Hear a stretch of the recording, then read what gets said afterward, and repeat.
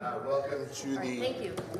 February 12th board meeting. At this time, if you're able to do so, please rise for the Pledge of Allegiance. I pledge allegiance to the flag of the United States of America and to the republic for which it stands, one nation, under God, indivisible, with liberty and justice for all.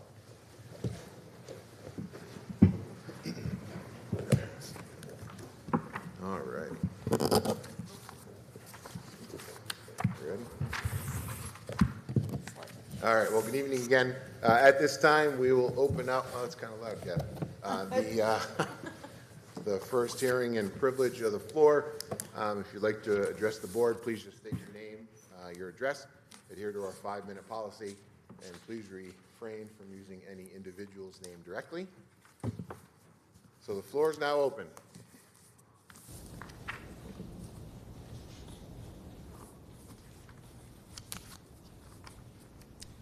How y'all doing? My name is Chad Roberts, 42 Holly Boulevard, Scotia. I wanted to make some final remarks on Glenn Morton's 4th grade classroom and the need for 2 5th grade pods going into next year. This was an error that should have never been made based on guesstimates of anticipated enrollment to provide relief in the budget at the time. I've done my best to present hard factual data based on decades of studies to show the failures we're seeing in state testing and beyond were inevitable given a class of this size. Now, before I go further, I want to point out something positive in this process I encountered. I want to point out that I raised an issue with something in the district and that follow-through did happen to look into that issue. I appreciate your attention and time over the past few months, and I hope it leads to a positive change next year. I feel it's important to not only point out the issues that surround us, but also acknowledge the positive things as well. So I appreciate y'all. Thank you. Now, kudos aside, these children stand on the precipice of their early education years, the most critical years. We have positioned them, though, in a perilous stance. Since March of 2020, outside influences have continually put them in a poor situation that was out of our control. There was no early warning, no roadmap to lead us at the time. But as we have regained our footing and explored what our post-pandemic world will resemble, we are now getting critical feedback on the environment we did have control in creating. It is showing us these children are not flourishing and growing at the pace of their peers in the district and across the state of New York, and in dramatic fashion. Why? Well, it could be that each child, each class is a different thing and grows at their own pace. Sure, while Dr. Spock will argue against me, we all know there's no roadmap for any child, but just a loose idea of where they're going and how. But what we do know is decades of studies across the globe have pointed out large classrooms will lead to the bitter fruit we are reaping. We know beyond a shadow of a doubt a classroom of over 17 children will lead to poor results. That's for Caucasians, people of color, females, and any human child with a pulse. It will lead to proficiency scores in New York State testing in the single digits and as low as 0. Worse, it will lead to stunted social and emotional growth in the most vital time of their lives. The experiment of this right-sized classroom can end this year, and we can give them the gift of a more normalized classroom setting for their final elementary year. If we continue the course with this classroom, then we're doing little more than gambling on our children's future. We are squandering the immense resources we pour into our curriculum every year, and this says nothing of our children's potential. We have lost 2 critical years of instruction for these children, and now we come to the table again. We got to make a choice. Will we double down on our failures and stubbornly adhere to a decision which has proven to fail? Or will we hear the volumes of research and decades of studies which tell us the results we are seeing are no coincidence and are the harbinger of worse things to come for them? Now, that's never been in my hands to decide, but it certainly lies in y'all as our district leadership, and that choice is coming and needs to be made soon. And I hope y'all listen to what I said and take it into account when you plot out next year's budget. Appreciate y'all's time and attention in the matter. I hope y'all have a good meeting. Thank you.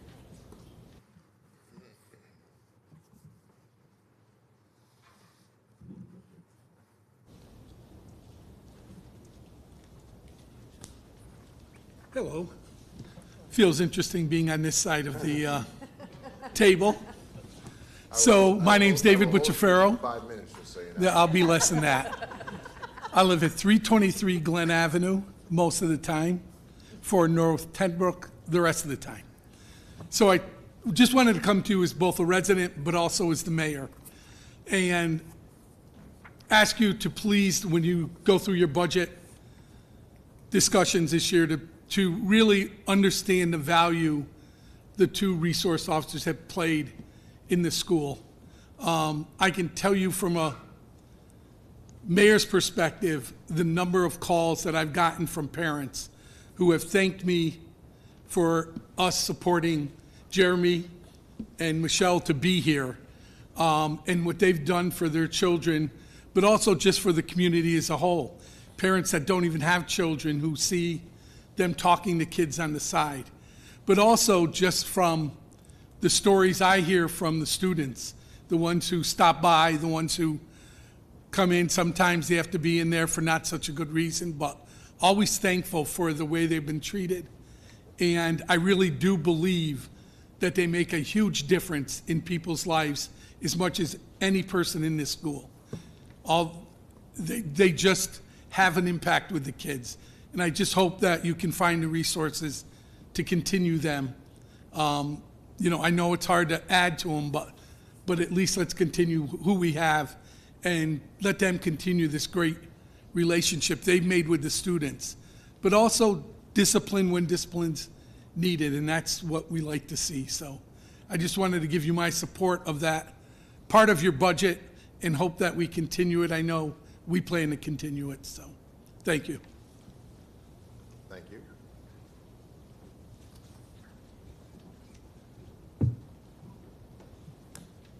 Would anybody else like to address the board at this time? All right, I will close the first hearing and privilege of the floor. Remind everybody we do have another one towards the end of the meeting. And at this time, I'll turn it over to Superintendent Schwartz. Thank you. At our last board meeting, when we had our high school program report, one of the questions that came up during the report comments was around the area of grammar. I've asked Mr. Arquette to look into that and be prepared to talk about what we're presently doing here for that. So I'm going to cede my time to him. Thank you, Susan. It was a great question that came up during the secondary presentation as to what we are doing in terms of grammar, and I think it also kind of opens up a larger conversation about writing in general. I'd say that overall, across the state, writing oftentimes takes a backseat to reading instruction. Most of our assessments are focused on reading and reading comprehension, so it does seem, from my perspective, that sometimes writing gets short shrift in terms of curriculum. And grammar in particular. Grammar has been de-emphasized in state standards. It's de-emphasized on our state assessments.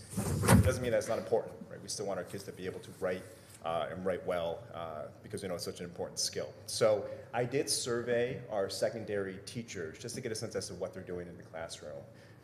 And while it varies slightly between teacher to teacher, overall, all teachers are addressing grammar, and it seems like the most common approach is what would also be considered best practice, in that those teachers are conducting mini lessons on grammar and embedding it in their curriculum. Grammar is taught best when it's taught in context and when it's taught through student writing.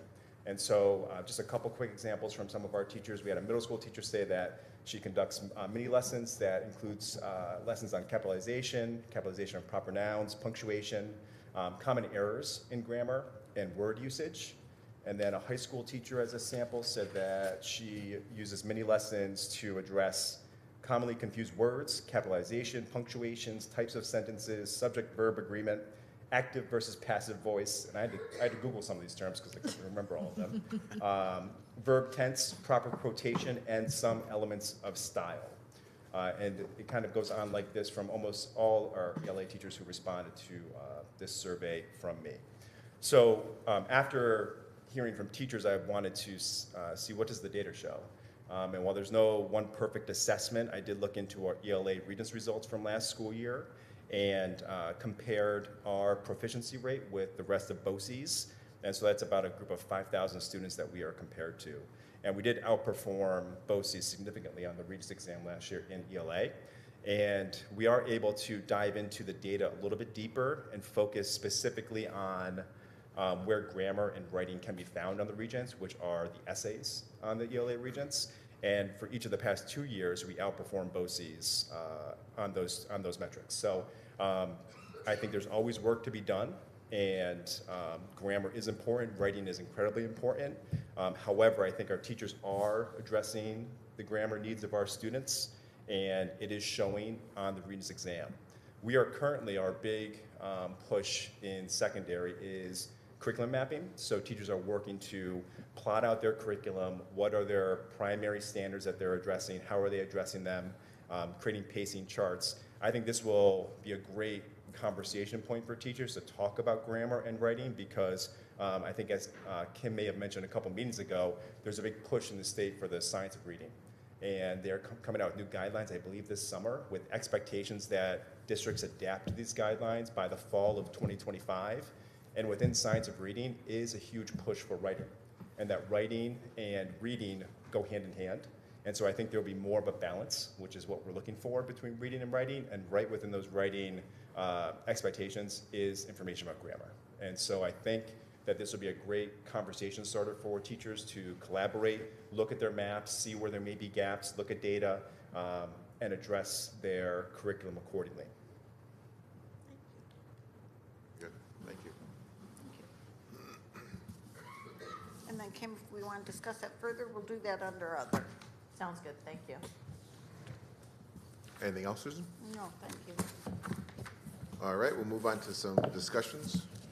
First one on the open proposition. Yes, sir. As the board knows from the last board meeting, we had a presentation by SCI Architectural that did our 5-year building condition survey. And after that presentation, they went into our priority ones, which would lead to a proposed next building proposition of about $12.5 million, of which $11 million is construction and about $1.5 million is incidentals and professional fees.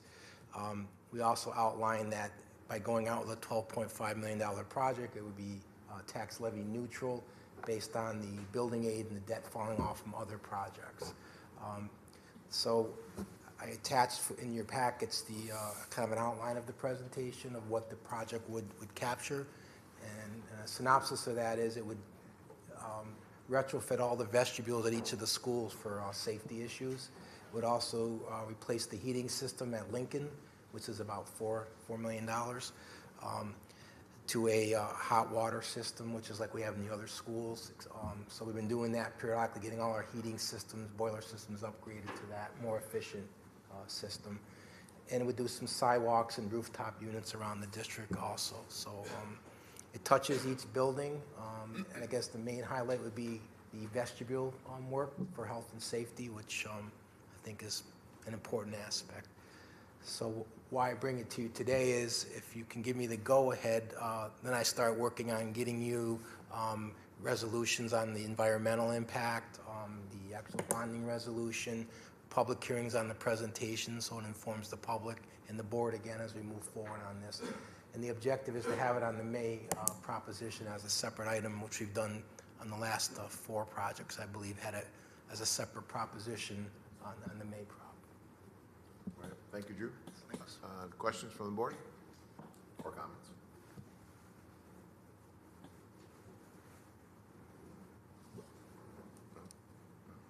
All right, is everyone comfortable with moving forward with this? Yes. Yes, that's a yes, Drew. Okay, I'll start working on it. Thank you. Next discussion is the school bus proposition. Okay, so the first one in your packet is the annual replacement of our existing fleet, our unleaded and diesel fleet, which is about 48 buses in total. I attach a condition of each of the buses, the mileage, the age, and typically we go out 100,000 miles, 10 years, body condition, or if it's always in the shop. Those are all the factors that we look at. So we're proposing, I believe, 3 buses, smaller buses to replace. I outlined the impact. There's no impact on the 24-25 budget because we borrow the money in the summer. It'll hit the 25-26 budget. I even outlined the other propositions that are now financed and the aid that we get too, so you can see all the bus props that are still on the books. So why I ask you today is because, again, that would be on the May proposition, as a separate proposition in May. And there's a lot of things we have to do up for that, reporting and resolutions and so forth on the bond. So that's a reoccurring one that we've been doing almost every year but one in my career here. I think we didn't do it 1 year. So with that, I'll entertain questions on the first one, which is the 3 buses proposition, called Proposition 1, bus prop.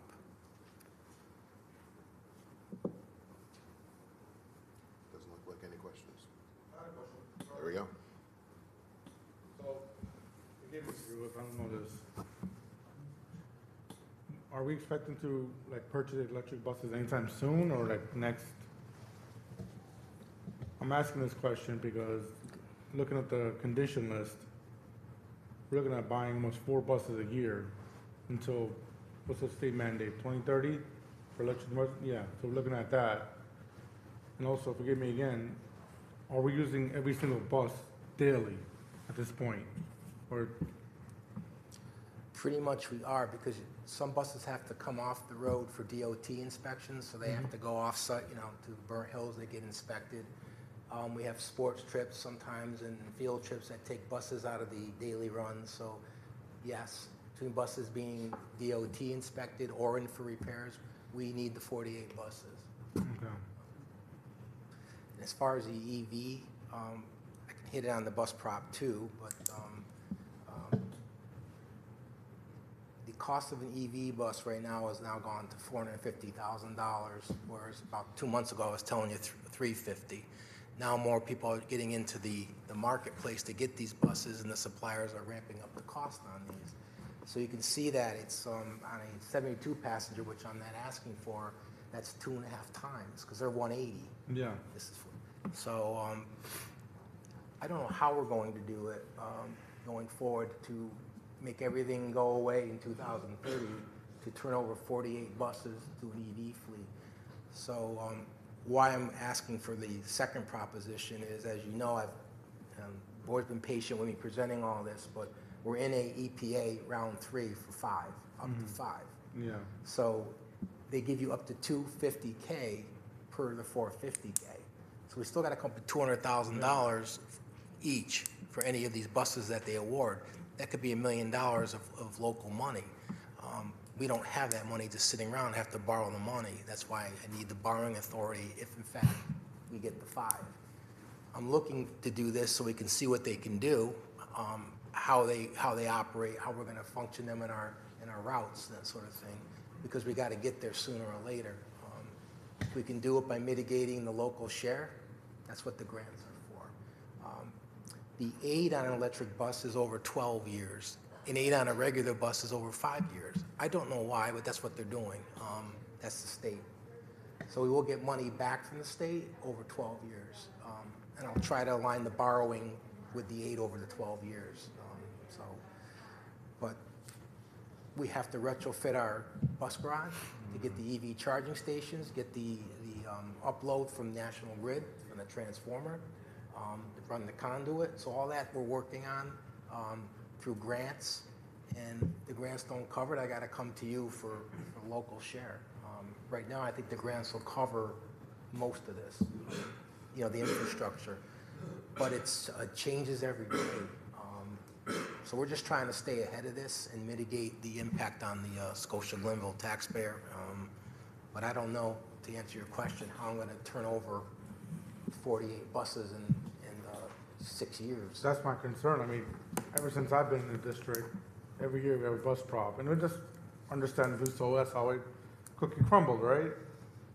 It just when we ask the community to do it again year after year, do it next year again, or this coming May, and 2-3 years from now, I'm like, hey, we're about to buy $200,000 worth of each bus for EV. They might lose their minds. Say, what the hell's going on here?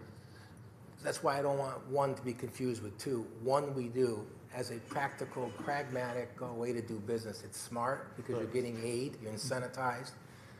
We do it on 10 years, so it's not every, it's the same. It's a good strategy that 99% of districts follow because the state incentivizes you to keep your buses in good running shape. And it's not so much the mileage, it's the bodies wear out because of the Northeast. You put in a lot of money in. So, again, one year I think it was maybe 5, 6 years ago, we didn't do a bus prop. And we paid dearly for it with buses off the road. They just weren't getting out of the shop. So we continue this, and again, it's only 3 buses this year, 329,000. After aid, I outlined the local share, it's not a lot, and we'll have buses falling off our debt anyways. That's how we stage this thing. It's the EVs is a concern, So if we get this grant, you don't have to accept it. I've said that. But if we get it and you want it, I have to have the money to go get them because the supplier wants the 450. He doesn't just want it. So I don't have that money in the budget to come up with $1 million like that. So I get what you're saying, and I talked to Susan about it. But I'd be negligent if I didn't present this to you for your decision as a governing body. So. Will we be able to? I know, like all of New York State's going to. We're all going EV by 2030. Will we be able to sell those buses that we have already and to have income towards the EV buses? Well, the 5 EV buses, you have to trade in 5 buses to get them. So we've already outlined which buses will go. So it won't bring any of the costs down. It'll just be a wash. It's what they want as a requirement to be in the grant. You have to give them 5 of the other buses. So we've already earmarked those if we do get it awarded, which ones are going to go. The other buses that are on the, as we go auction, I outlined that for you. What we're getting on auction was $32,000 this year instead of a $1,500 trade-in. So we made 30 times the money on the trade-in on the unleaded buses. But yeah, I don't know. It's very expensive. I don't know how New York State's going to support the grid, and most school districts have not addressed how they're going to improve the infrastructure to accept the charging stations and the load that goes with it. But I don't want it. That's the government. They tell you what to do. It sounds good, and they don't give you any means to do it. And what's involved, to rip up that bus garage and do this, I'm going after National Grid money to cover it all. So otherwise, that stops too. So. Do you have an ETA on round 3 when we'll know if we're approved or not? This spring. In the spring. Should be next few weeks. So just to, and you don't have to answer today or get back to me later, jump off of Kimmy's question. We're trading in 5, okay, so the state wants 5 buses for every 5 buses they give us, or we electric bus we get? Did I understand that right? The EP, part of the condition of applying for the grant is you have to outline 4 buses that you will trade in. Because remember, the whole thing is about getting rid of the combustible True. to the electric. So we'll still be on the hook for those 4 buses we trade in still. We still have, according to this, we still have money tied into it. We're still paying it off, am I wrong, or? The buses that we trade in, if we get the grant, are already paid for. They're Okay. already financed, they're fully aided. They're older buses. Yeah, Yep. okay, thank you. You're welcome. I guess I'm still confused about fiscally, does it make sense to buy new buses that aren't going to be meeting this new unfortunate rule we're going to have to follow? And obviously, there's no question that none of us want our kids on the unsafe buses. So if they're unsafe, that's one thing. But it seems like they're saying at this point they're fair. Is it save us any money to say, you know what? Okay, they're not in top premier condition, but they're still in a safe condition. Why don't we hold off this year? And if not, why not? Because I'm not a car person, so. So my assessment is working with my director on this I've been doing this 20 years, is that they're to the point now that we're putting more money in repairs. They'll be off the road, out of service, which then compromises your run. So it's that timing thing. You may be able to eke out another year, but that's kind of where you are right now. You got this EV thing hanging out there in 6 years, but yet I've got these buses that are up for replacement, and they need to be replaced. And there are under what the board supported, which is a 10-year, 100,000-mile body condition and so forth and so on. So it's a great question, but because it'll be mitigated by aid, and I'm not about, I'm really fiscally prudent, I think it's a sound move for at least this year to keep the proposition going on our, existing fleet. And let's see if we get a fortuitous bounce on the grant and get some federal money and at least get in the water on the EVs. Who knows what's going to happen, and you work for the state, who knows what will happen on this thing, because I don't know that we're all going to go into this marketplace, how they're going to keep up with this. It's now a year and a half to get a bus. There's districts still waiting over a year. Burr Hills is still waiting. Right. So I could get this approval tomorrow and not see the buses for a year and a half, electric buses. Right. So it's not a great way to do business, I agree. But I'm trying to keep us in a position where we get into the water at the right time and we're not behind the 8 ball. I can certainly understand if you don't want to do it. But as far as the first prop, I would, as your business official, I would strongly recommend you keep it going. It's money well spent. It keeps your kids and get your community happy because the buses are running, they're not off the road or stalling out or getting towed away somewhere. We've experienced that the longer we go, from my opinion. No, thank you, that's what I asked for. Thank you. So Prop 2 could be dead in the water if we get denied for the grant. Yeah, I don't go out and borrow $1 million. We don't have those buses through the grant. That's the way. And we spent a lot of time trying to word this with our bond attorney. It's how did I bring this to you so you weren't, thinking I'm going out there spending $1 million on something. So All right, so we're looking for recommendations on recommendations. both, right? Yes? Yes. Yeah. Emily? Yes. Yes. All right, yes to both? All right. I need another water jury, you got? Oh, tax cap. Now you got tax cap jury. The water. The fun part. Tax cap. Okay. So I provided in your budget, your board packets, a write-up on the tax cap. What it explains to you what the maximum allowable tax cap is for 2024-25 budget. I give you the amount that allows us to increase our levy and still stay at the simple majority. I compare it to the prior year tax cap and what we went out with as both the cap and a tax rate, so I provided that. And I also did a summary how we got to the 2.86 compared to the 2.0 you always hear. So as I'm good at doing, right, Rick, I'll keep this short and sweet because it can be like putting your nails on a chalkboard, but 2.86 is the percent that we're allowed to go out with a simple majority. That's $929,783. And that will increase our levy under that to $33,418,948. Last year, we had an allowable tax cap of 4.33. We went out with a 2.99 tax cap and a 1.49 tax rate.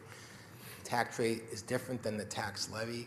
Tax levy is the dollars we need to balance the budget. The rate is what we charge each $1,000 of assessed value.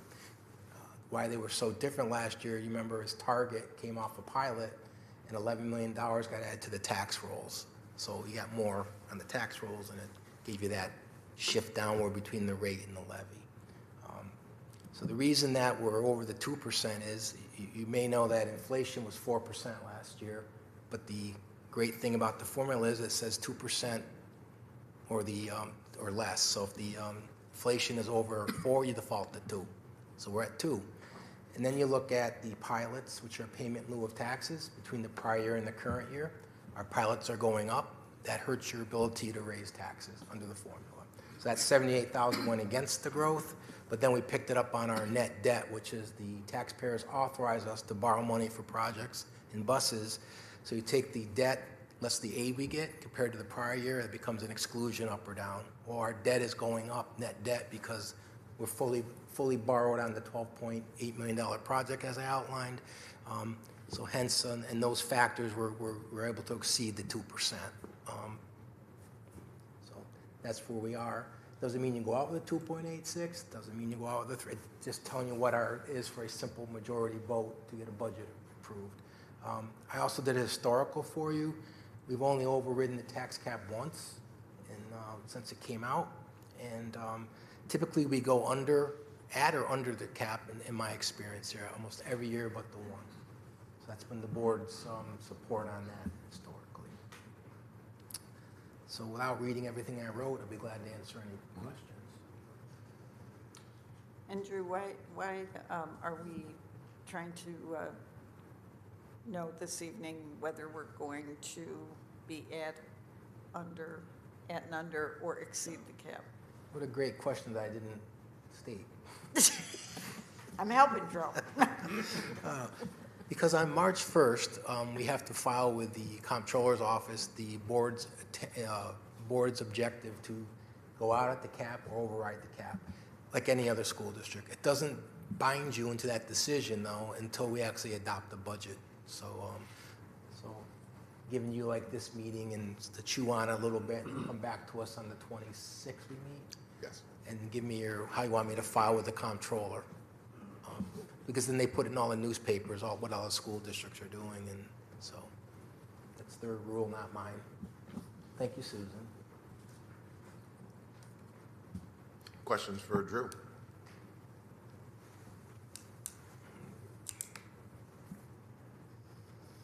Good job. Thank you. Thank you very much. All right, we'll now move on to our reports.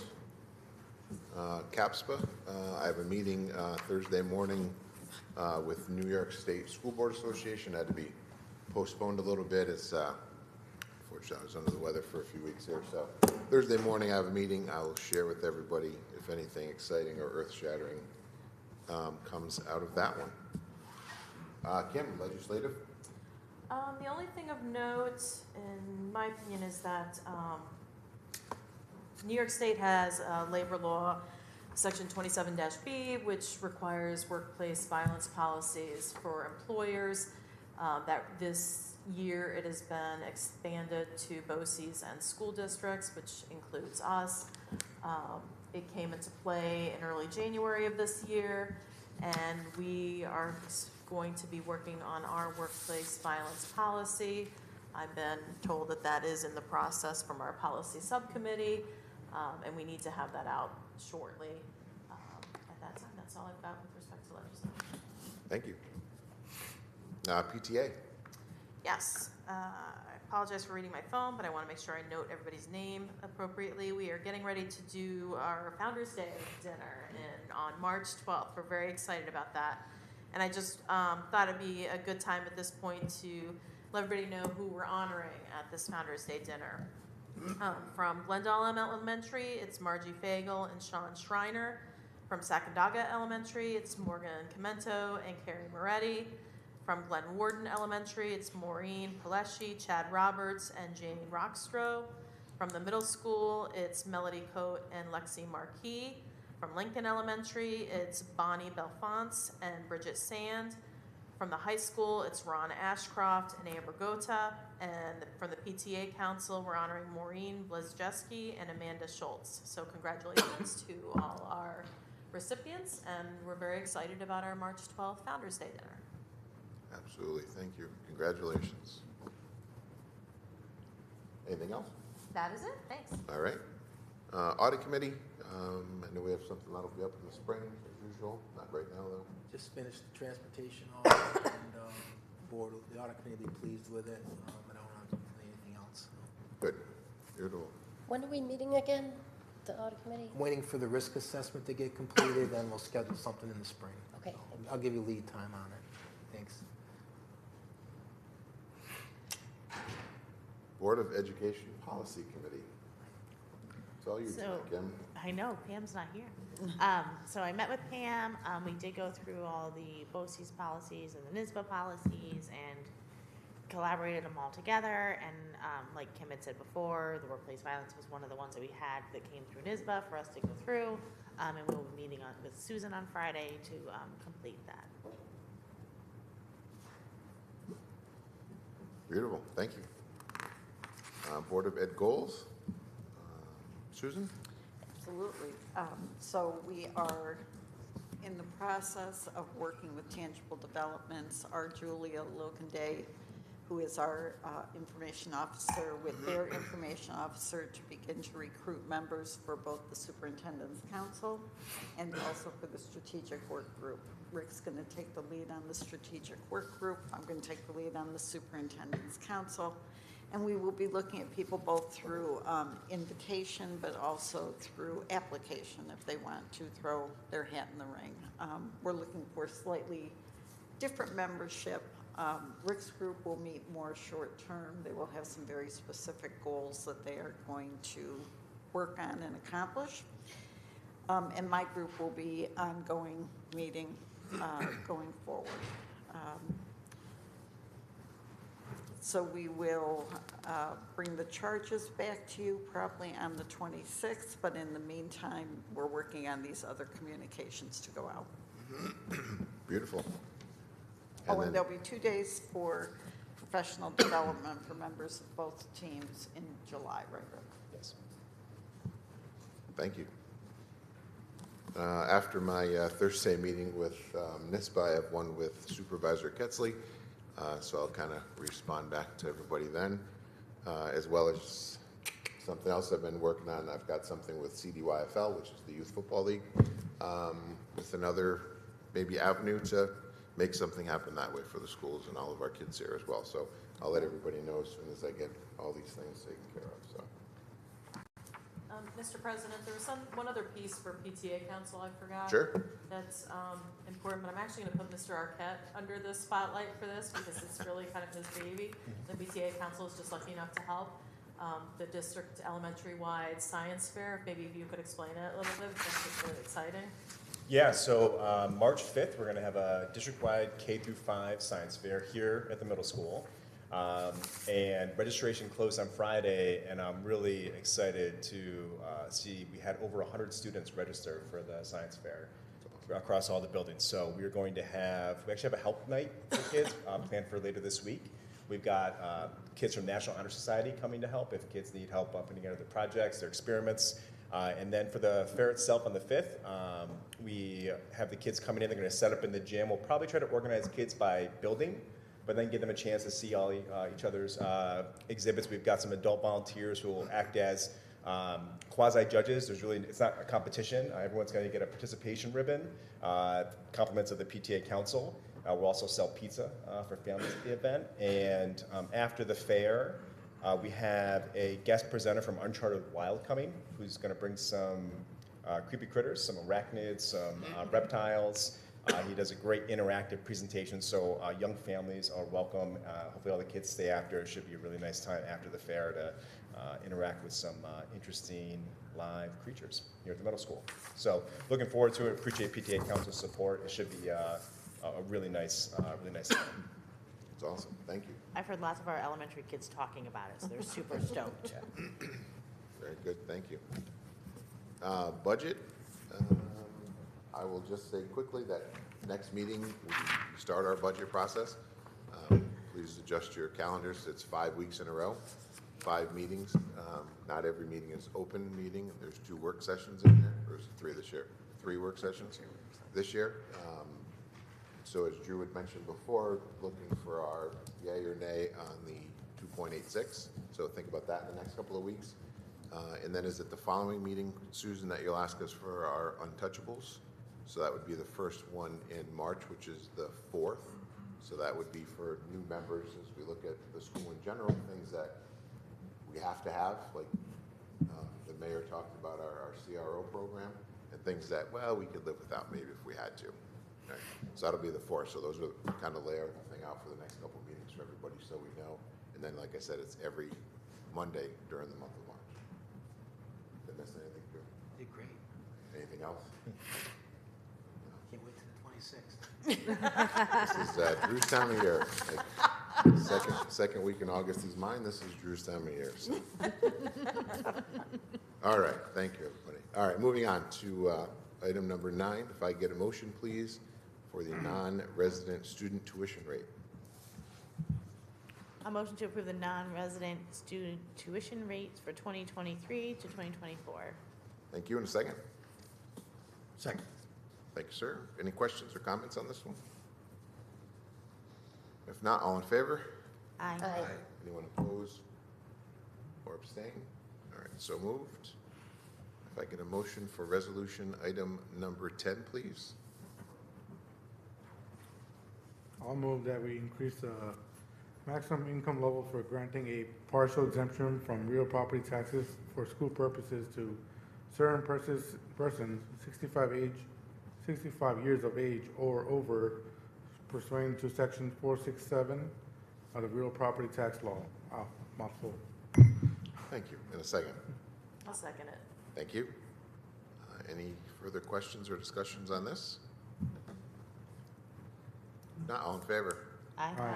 Anyone opposed or abstain? So moved. Motion, please, item number 11, the resolution authorized property tax exemption to volunteer firefighters and ambulance workers. I would be happy to move that we accept the resolution number 11, authorized property tax exemption to volunteer firefighters and ambulance workers. I'll second. Thank you both.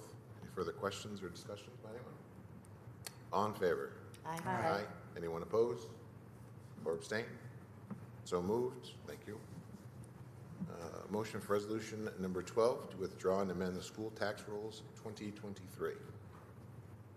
I'll motion to withdraw and amend school tax rolls 2023. A second. I'll second. Thank you. Questions, comments? No. If not, all in favor? Aye. Anyone opposed or abstain? So moved. Let's see, a motion for resolution number 13. I move that we accept the gift and donation from North Colony School District to the Fine Arts Department with thanks. Absolutely, thank you. In a second? Second. Thank you. Questions, comments? If not, all in favor? Aye. Anyone opposed or abstain? So moved. Motion for resolution number 12, please. I'll motion to accept the gift and donation from Rita Cowell to Lincoln Elementary School. Thank you. In a second? I'll second it. Thank you, Kim. Questions, comments? A total of 14, you said? 14. Oh, Resolution 12. 14. Sorry. Keep me on my toes. All in favor? Aye. Anyone opposed or abstain? So moved. Motion for resolution, a revision of a scholarship number 15. I'll move to accept the revision to the Kenneth Eber Master Scholarship. Thank you. I'll second. Thank you both. Questions, comments? All right. All in favor? Aye. Anyone opposed or abstain? So moved. A motion to review and adopt the 24-25 school calendar. I'll motion to review and adopt the 2024 to 2025 school calendar. Thank you. In a second. I'll do it. Thank you, sir. Questions, comments? Are we actually, shouldn't it read that we're adopting it? I mean, we're moving that we're going to review it, but haven't we already reviewed it? Right. Review and adopt. Yeah. Okay. Thank you. Good question. Anything else? If not, all in favor? Aye. Aye. Anyone opposed or abstain? So moved.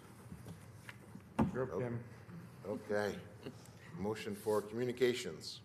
I'll move communications A through C, staffing 1 through 15, routine business, A, placement of children with disabilities. Can I do treasurer's report and budget transfers at the same time? No. Okay. It would just be children's with So I'll disabilities. just placement of children with disabilities. Yep, thank you. And a second. Second. Thank you. Any questions or comments on all that? If not, all in favor? Aye. All right. Anyone opposed or abstain? Thank you, so moved. Under routine business, any questions on the treasurer report? No, so moved. Any questions on budget transfers for, excuse me, November or December 23? right.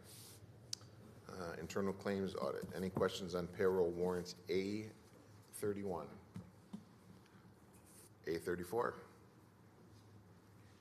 A36? A37? A40? Questions on check warrants A30? A33? A35? Or A39? No questions? Thank you. All right, all moved. Other business? Who has other business? Yes, I would like to continue the discussion with respect to grammar being taught in secondary ed. First off, I want to thank you, both Susan and Rick, very much for gathering that information. It was extremely helpful, so thank you. I do, and like I said last time, I never thought it was a teacher issue. I know our teachers have worked very hard to make sure our students have that work with respect to grammar. I guess my question is, why don't we have a more consistent grammar curriculum? Because having to survey to see what each teacher is potentially doing for their students makes me wonder, is it potentially inconsistent depending on which student has which teacher? So is that something, Rick, when you were saying you were talking about more globally discussing grammar curriculum to maybe make sure we have more consistency in that? Because I do have to admit, and I talked to last week as a parent, I feel like I see gaps. I've talked to other parents who have had gaps. I've gotten some really good examples of where they're seeing the gaps and why. I've had to review documents outside my own child for certain things we've had to do, and I've noticed gaps in the learning. And so is that something that we can work on to make sure it's much more consistent with our students, so it's not teachers having to, for lack of a better term, do it on their own to make sure that their particular students are having it? I just worry about the consistency because I don't feel like I'm seeing that. Yeah, I think that's one of the major goals of this mapping process that we're in, is to try to create more consistency within departments and grade levels, but also vertically too, so teachers can see what the teacher the year before them is teaching and what the person after them is teaching, so that there isn't redundancy. Maybe we're teaching one topic multiple times. We can create efficiency by looking at each other's maps. So I do think one of the byproducts of this work will be increased collaboration with teachers and hopefully find best practices that can be applied across the department. So I do think that'll be something that'll be a benefit of the mapping process. Yes. Is there a time frame for that? Because I'm worried about our later year students missing out on that. Yeah, so the department, they're currently working on their own grade level maps now. I think we have maybe grade 9 ELAs meeting this week to build their maps out. So we should have department maps in pretty good shape for the core content areas by the end of this school year. And so then it could potentially take a summer process to look over those maps and see where are our strengths, where are our gaps, with the intent of making adjustments potentially for next school year. Is that something that could be presented to the board at some point in time once you all feel that you're in a place to be able to do so? 100%, absolutely. Great, thank you.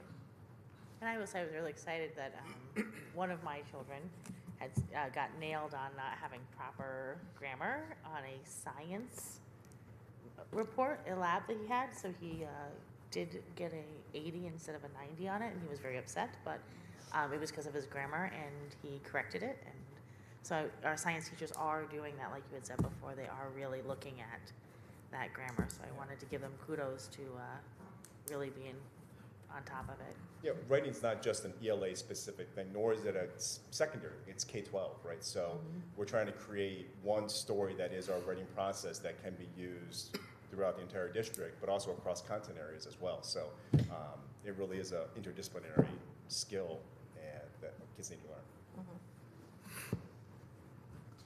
Thank you. Any other business?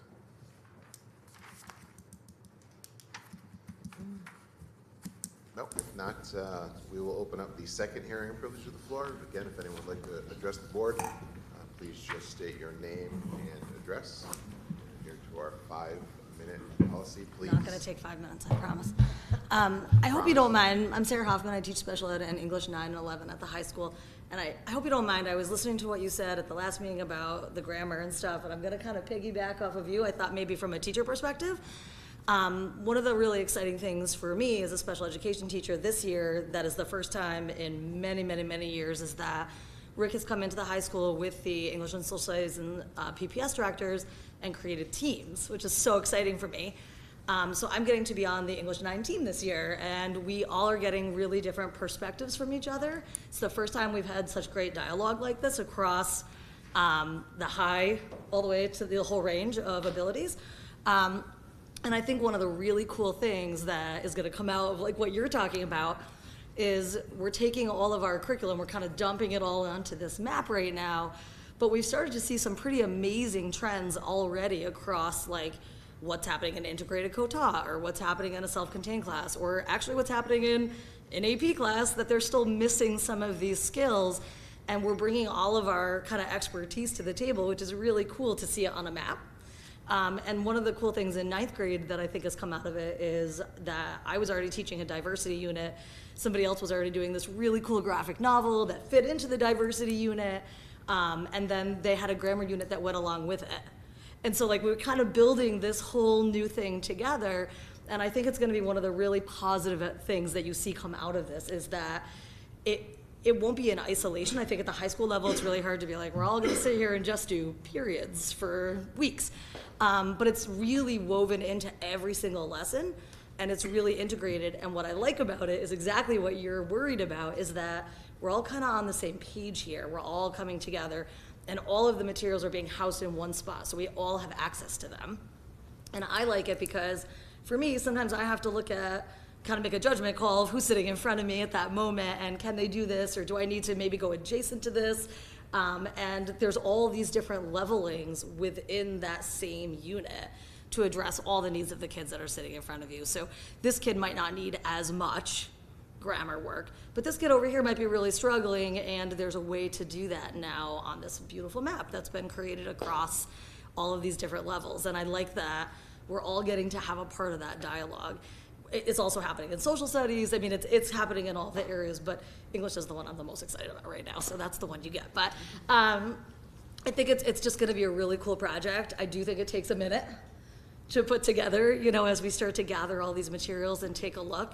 But I think it's going to be really cool, and I think what you're going to really start to see is that consistency. It's not going to really matter what teacher you have. It's going to matter what you specifically need, which I think is going to be really cool. So I hope you don't mind. I wanted to share that from like the teacher side, that I think it's a cool project. I think it's gonna take us some time to sit and put this together, but I think the end result will be something that you're really excited about too. So I just wanted to share that. Sorry if I hit 5 minutes. No. I say I'm not gonna hit 5 minutes. Thank you. Good. Thank you.